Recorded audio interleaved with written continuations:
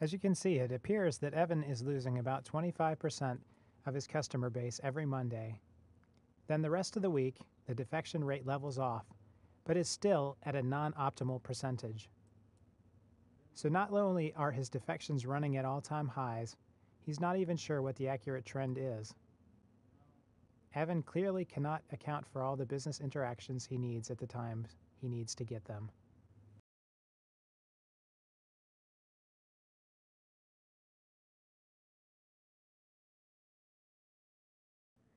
New for version 7, the WebSphere Business Events Design UI is now available in role-based business spaces. So via his Idea Banking website, Evan is able to define both the key business interactions he's targeted for detection and correlation, as well as the appropriate tailored follow-ups or actions to take. Evan has determined that if a valued customer withdraws more than $2,000, cancels 3 or more direct debits within 5 days, and is not logged into the banking website within 6 days, then they are a likely candidate for defection.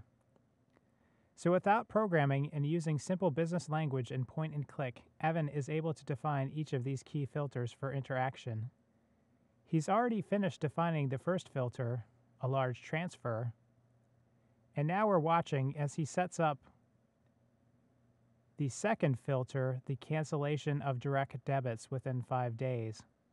As we watch, we get a feel for just how straightforward this process is. And this business user empowerment is vital, as it is business users who know which events are relevant and what actions are required, but have too often been ill-equipped to implement the solutions. So now we're seeing as the third filter is being defined. And it's important to note that this event is essentially a non-event. Customer has not recently used online banking provides a view into activity that has not happened. And in many cases, the lack of an event or a non-occurrence is just as important, if not more so, than the actual occurrence.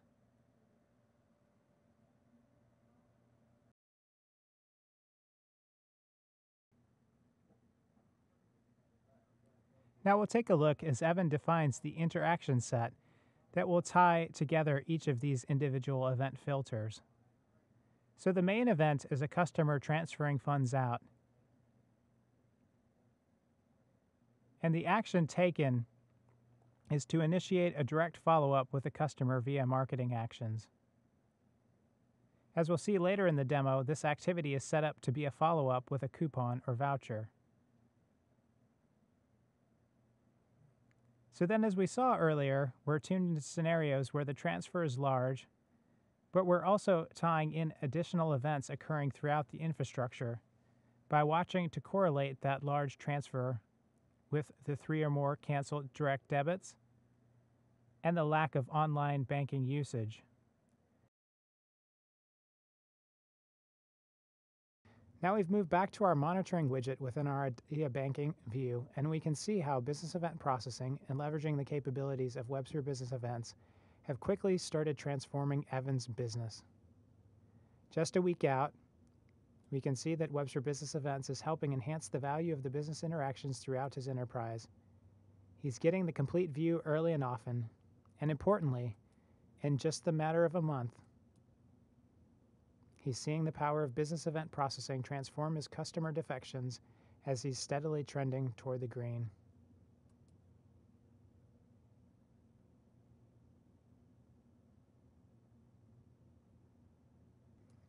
Evan was able to access rich information and systems in context and at the right time because his IT counterpart, in this case Jolene, had helped break down silos in the bank's infrastructure and surfaced the business-friendly event syntax.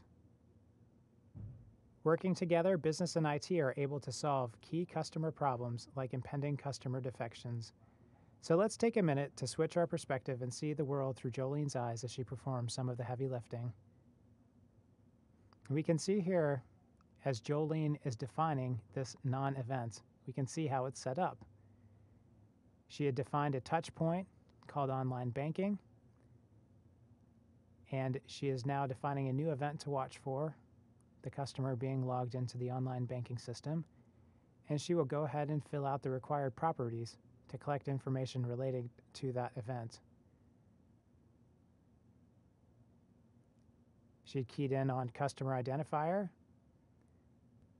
and she's going to set up the connector. And here it's important to note that this is where we get into the ability to truly break down silos. We recently enabled KICS, so our business event processing engine now has access to more than 30 billion transactions that KICS is handling each day. We've announced for version 7 similar support for IMS. We've introduced bidirectional support with WebSphere Business Monitor and other similar points of integration throughout the BPM and connectivity portfolio, including extending native node support to WebSphere Message Broker. So as you can see from the screen, Jolene has selected no connector. And that's because of the native support for WebSphere Business Events from WebSphere Message Broker.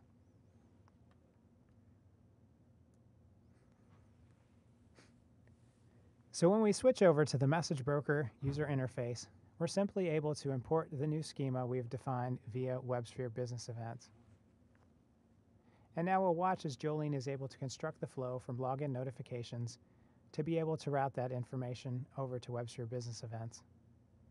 Furthermore, Jolene was able to leverage the fact that the original flow used the publish-subscribe paradigm, such that adding the WebSphere Business Events nodes did not require a change to the original application flow.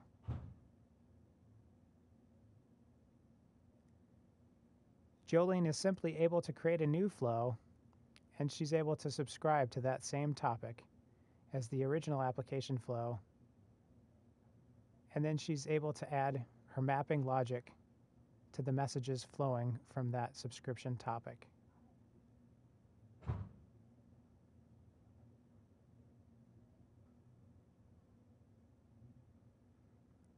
We can also see, via the WebSphere Message Broker tooling, the power of the ability to graphically construct these flows using simple point-click, drag and drop,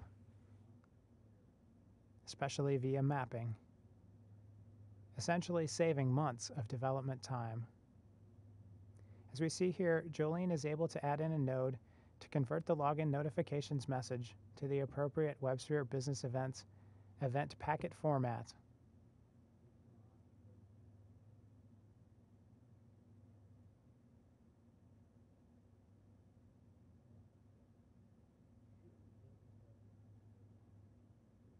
And then she is able to send that notification on to WebSphere Business Events, where, if you remember from Evan's perspective, he was able to leverage that incoming event. Now we'll watch the same palette as Jolene constructs the corresponding reciprocal outbound event, starting with WebSphere Business Events. As we saw when Evan constructed his action, he wanted to send a follow-up to marketing. Here's where Evan's instructions become reality. As an action flows to Message Broker from WebSphere Business Events, we now convert the payload of the action from the primitive WebSphere Business Events format to the appropriate format for email, and then send that via the Message Broker email node over to the marketing team for follow-up.